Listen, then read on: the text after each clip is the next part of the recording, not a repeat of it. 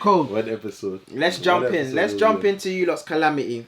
Anyway, no. To be fair, they say Sports Direct Arena is a big, like St James's Park's a big place to go to. You called it Sports Direct Arena for a reason. Call it where it is. Hasn't been St James's Park for a while now.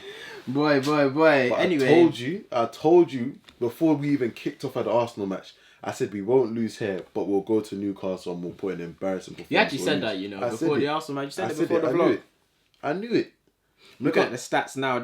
Let's start with the accolades. Longstaff bros. Yeah. Mario and Luigi. I give it Matty. I give it Phil and Grant. I ain't giving Sean. I ain't giving Sean before we start getting linked to him again. I'll give it Matty. So you want Matty now? You don't want Sean? I don't want Matty. I don't want Matty either. But I'm gonna give Matty. He had a performance. He played his socks off. He bullied. Because he hit the crossbar as well as a clean take. He hit the crossbar like, he's gonna do it. I knew it. I knew it from that. I knew it from when he was looking for it. He was looking for his moment. Gucci headband. How did he perform? He was dangerous. A lot of dribbling. Very he was facing up against Dallo, who isn't the best defender, so he always had him on the back foot. I thought Thing was playing. They kept switching wing, as in Ashley Young will go right back. I know, that's when Dallo came off. Twin Zebi went right back. Young went left back. How do you think Axel did? Axel's a solid. I've been speaking about Axel for a while. He's a very solid. You said defender. Axel and Lindelof before you got Maguire, innit? No, you said that before you got Maguire. Like, you should but Axel, it's only a matter of time before he becomes our first choice. Very good centre back. Obviously, he's in and amongst a lot of dog shit right now, but we're very good centre back nonetheless. Stood up. As for the game, just quickly on itself, it's a 90 minute, a bit like the Arsenal Bournemouth. Yeah, it was just 90 minutes that we couldn't get that back. It was quite drab. Like, it was very depressing. It was a rainy day. I felt like a rainy day at Stoke type of match. Newcastle were up for it, so it was the only bit of excitement was watching the Longstaff bros and Gucci headband go at his fullback every single time. But for Man United, it kind of is the same stuff we've been talking about since LVG times. As in, it's slow passing. It's just literally bare mint. Like, we're picking on scraps on what to use as highlights. Because literally, a forward pass will go through and Gary Neville will be like, that's a great step in for Maguire. And you're just thinking, it was just a normal forward pass. But we're just so parched for good content with this club. It's getting out of hand now. What I'll say is that it very much feels like deja vu for United fans, because last season... But we've been telling you, lot. But last season... We've been telling you, lot. It's like last season, United fans were telling us, we couldn't beat Brighton because we didn't buy a centre-back. This season, it's the same thing. They're telling us our injuries... Because the only position that's fit in you lot squad, the only position that's sorted in you lot is your back four. Kind of, more or less. But we're still playing so poorly. It's like, people are telling us, give Ole time. He's got a plan. Like... There's no way that whatever's in your plan should include losing to this Newcastle side that's been getting thumped up and down the country. I think there's no way any competent manager at Manchester United Football Club should be getting beat like that and have so little clue of how to change it. How to change in the Newcastle, it's not crunch time. This ain't crunch time at all. It's not even crunch time. It's not even a Leicester match or a West Ham match where you're coming up against... I'm keeping your position the same. It's not a different... there's some times in the season when you need those 3 points. You need them now, but this is not crunch. You're not pushing for a league. You're not pushing for top 4. It's literally... It's another weekend. It should be another weekend, but it's not. It's quite clearly not. Because... For me, even talking about the game itself, there's so little to take from it in terms of like breaking down why they lost. Breaking down why you lot lost. It's quality. You lot just lack the quality. It's not lack of quality. It's lack of quality. I promise you. Are you telling us those Newcastle players are better than United players? They're not. We should be walking them. Why I'm saying they're not. It's terrible coaching. And look at that midfield. Like, literally, Fred was playing, and I don't think I saw him attempt one forward pass. You know what you're going to get with Fred? Running around, and you're just going to get a wide shot. He's going to take over the crossbar. McTominay, but I'm saying why you can't say they're better is because better players, in times of do-or-die situations, they take the game out of scruff of it. Okay. And they would, if they're that much better than the Newcastle players, they would beat them, and the tactics go out the window. You're telling me, Steve Bruce, is he that much better of a, like, how good of a manager is he that, are you saying? No, I'm saying the quality between Newcastle and you lot, and especially in the midfield that I'm talking about, is not the gap ain't gaping. But everywhere else, like, let's not make excuses about quality. Rashford's going for a rut right now. Rashford's going no, through it. I'm not. I'm 100%. I ain't even playing. The defense versus attack. I ain't even playing it because the way we played today, we were literally hoofing the ball down the channel and telling Rashford to run. I can't even put this match on Rashford because the service we were providing for him was embarrassing today. Like, any sort of striker that's playing in that system, you're looking at, like, what am I supposed to do with this? You're sending me into channels. You're up against Lascelles. Like, you're telling them to hold the ball up against. Like, it's not gonna happen. Like, if we were coached, Man United. The sad part about Man United, there was a time when you lot had aerial threat and aerial presence, but it's just getting worse and worse. The ball's not even getting to where it needs to be. Ashley Young's doing these lofted passes. I hate that type of set piece.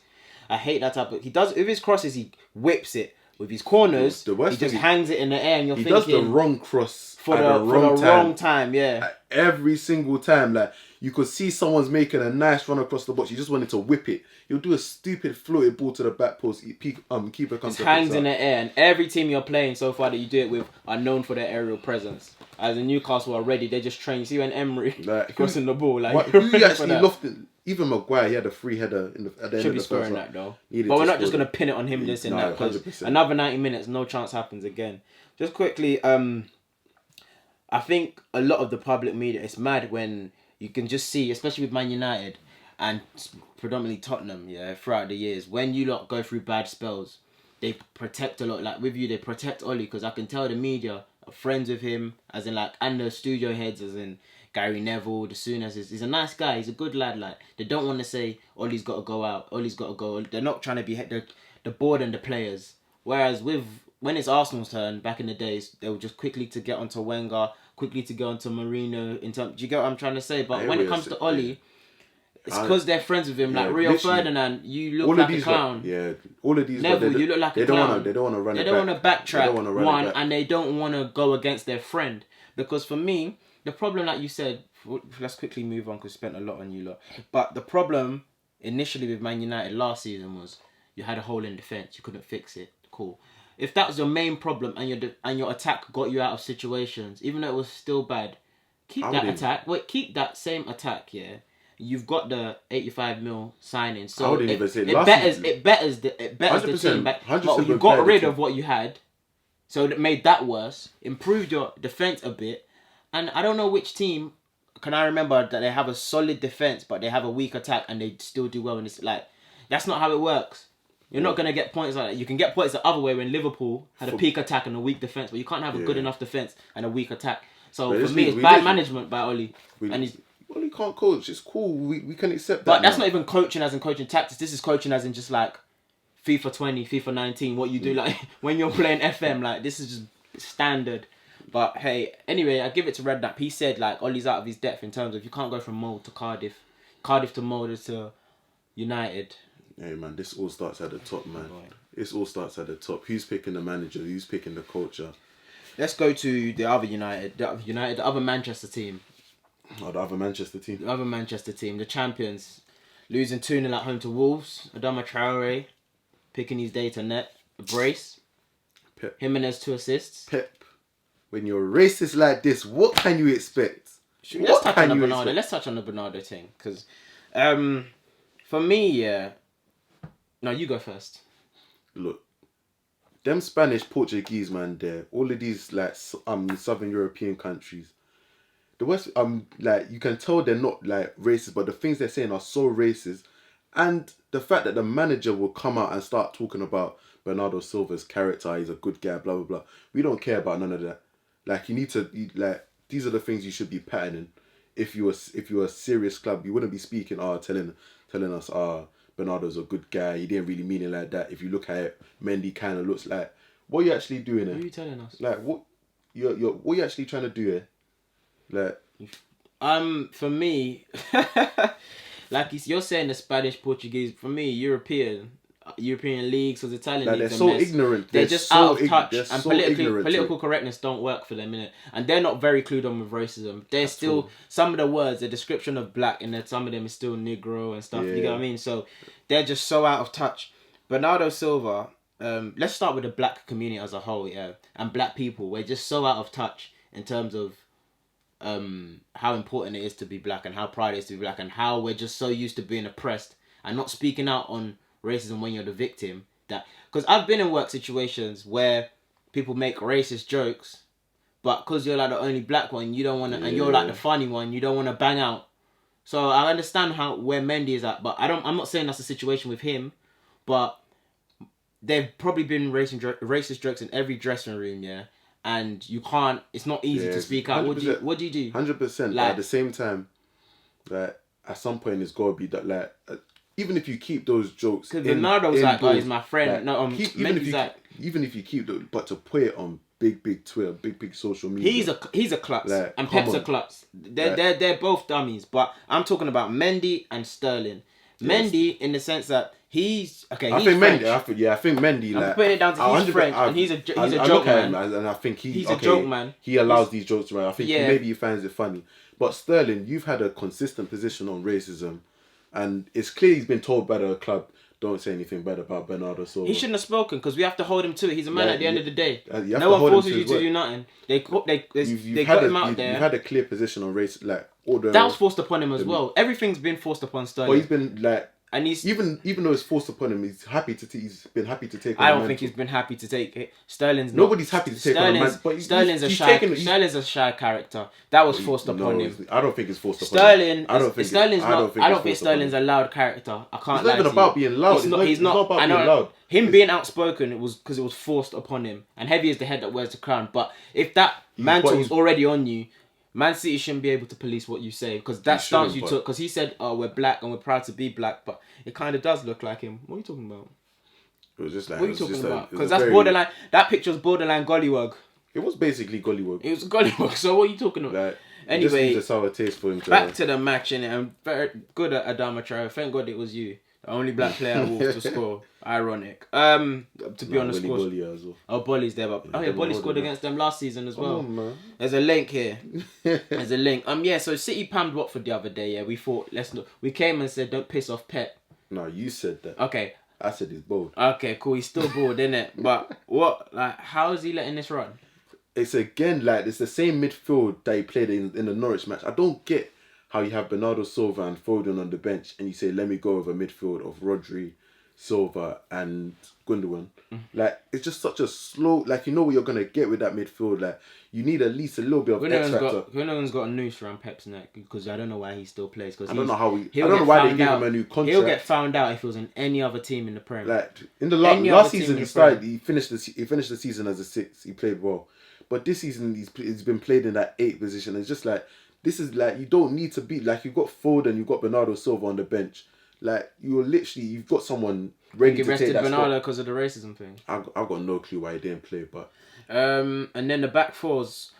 Yeah, that one's a story. Brought Cancelo in, like... Cancelo, Walker, Otamendi and Fernandinho. And then the most senior player there would really be... Otamendi. In terms of position, Fernandinho's out of position. Do you understand? So... For me, Fernandinho's not leading the back line. Fernandinho had a great season when Company was alongside him, but he can't lead that back line. And at 35 years old, like, he's 35. He's 35. All right. 34. They're in trouble. Yeah. They're in serious trouble because everyone's thinking it's not that bad because City could take 6 points from Liverpool, but you have to hope on them. But you have to hope on them not to do a madness again, and that's looking like a fat chance. Let's talk about teams we don't really usually talk about now.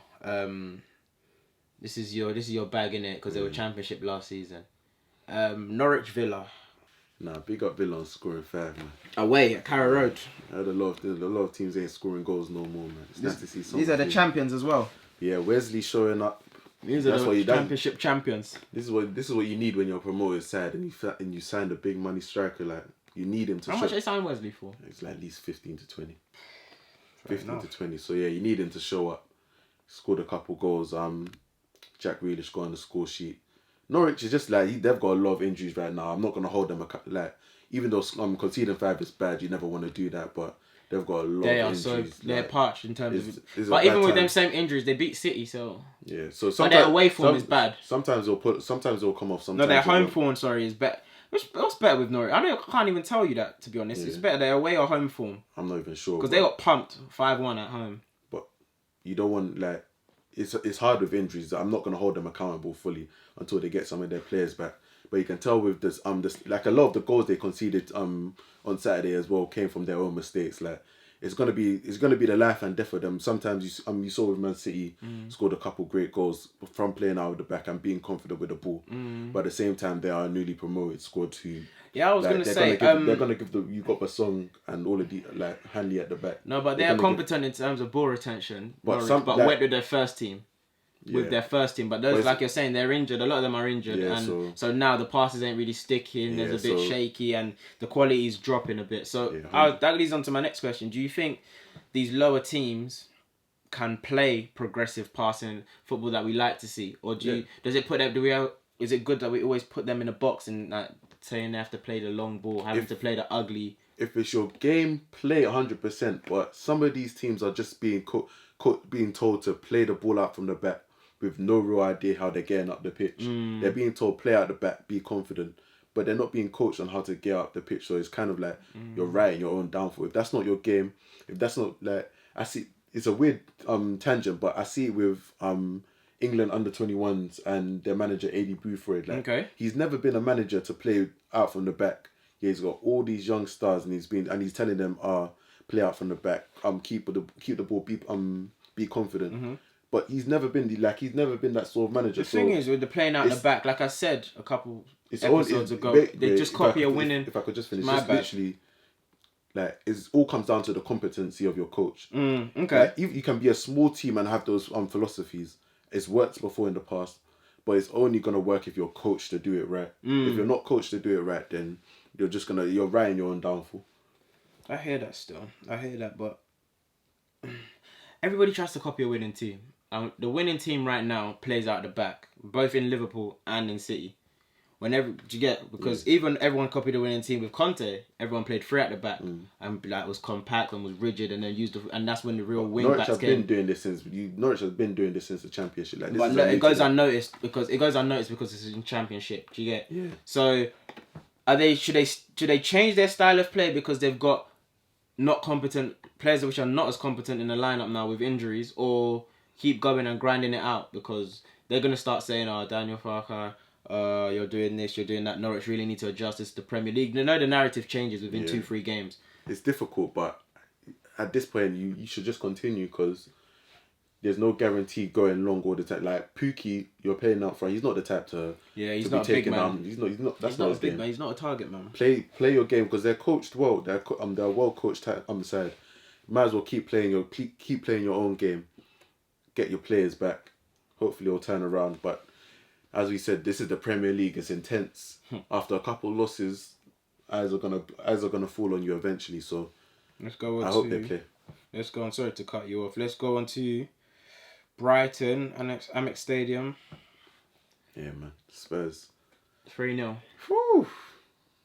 What can we say? Because from when we spoke about this, every time we speak about Spurs, we've been telling, man, something's up in that dressing room. Do you get? We've been saying something don't feel right with the way Trips left. Danny Rose coming out talking about depression. Vertonghen getting dropped. Alderweireld getting dropped for no reason. Eriksen getting dropped. It was just too fugazi. Something was going up in that dressing room. Even just Poch, the way he's interviews. And this week was just fitting because I got thumped by Bayern.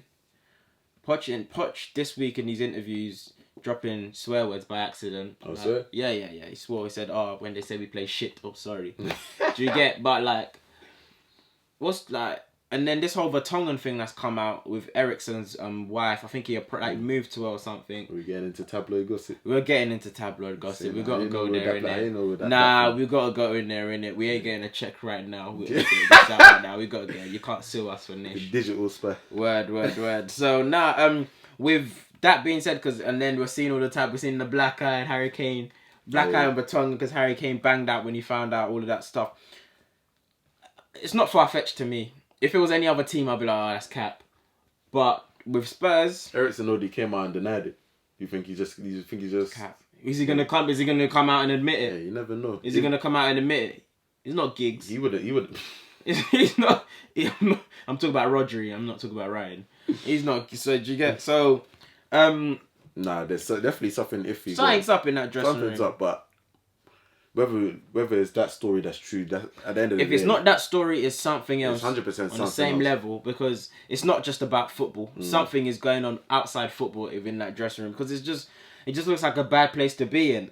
Poor Ndombele, like, is that we know he's proven. Man said he signed for Spurs on the back of Poch. He signed on the back. That's what I'm saying. Poor Ndombele is looking at it now like, did I really pick the right team to sign for? Because he's a proven baller. Who forced him?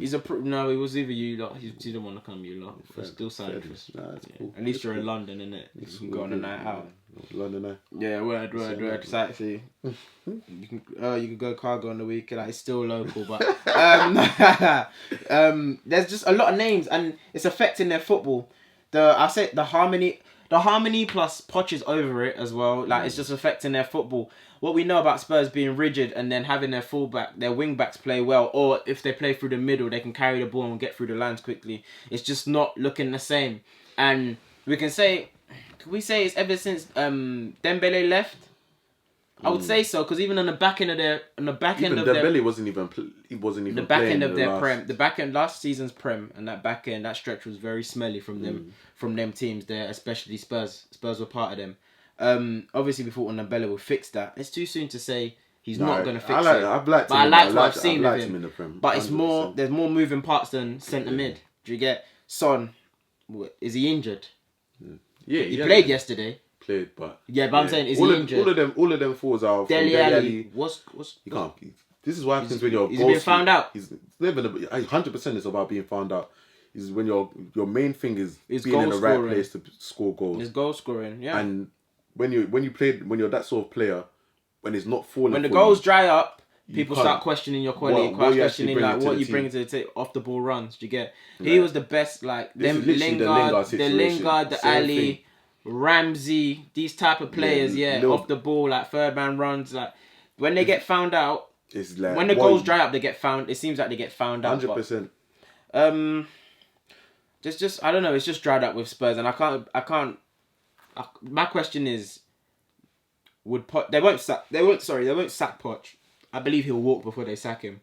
But what do you think? If he leaves, is he going to Spain? Is he gonna take a sabbatical? Was he gonna like? It's always like I literally couldn't predict how this is gonna go, because I know Mourinho's eyeing up that Real Madrid job as well. The way Zidane's going. I think Mourinho wants to come back to the Prem. With you. But that's what I'm saying. There's no market for him. There's no market for him. Mourinho's like, he can't be picky with where he goes next. If Real Madrid tell him to come, Real Madrid's the only place that can say, because he said the next job they have to give him the bag. Yeah, boy. And it's only Madrid that will give him the bag. For Pogba if Mourinho goes. No, he can't. Yeah, then it's done, innit? Then it's done out, because he can't sign a new contract. Quick question: out of the three, Poch, Oli, Emery, who leaves first? Emery's staying until the end of his contract. It'll just make sense. Poch, he walks. He doesn't get sacked. Yeah, he walks. Oli, we've got incompetent. Like, they'll be so happy to keep Oli until the end of the season. But they're trigger happy as well. Like they just wake up they could wake up one morning and be like, Nah, because Mourinho should have got sacked a lot longer, quicker than he was. You don't think he was on the next three managers to leave in the Prem? All of these lot going until the end of the season. Prem. Okay, who's the next manager to leave in the Prem? Next manager to leave in the Prem. Kiko Sanchez. Nah, too quick. Yeah, alright, cool. Who else? Who else is there? Kiko Sanchez. Hodgson's doing alright. Yeah, he picked up. Everyone. Wolves. Nah, Nuno's got accolades. Nuno's got accolades. They're on 10 points. They're 11th now. They're up. Nuno's got accolades. They beat City. Nuno's got accolades. He's got a bit more time. He's got accolades. They're all doing well. Hey, Marco Silva, that's the one. Everton, Marco Silva. They put the bag on him. They're 18th. They put the bag on him, so he needs to... 7 points and 8. And they gave him the bag.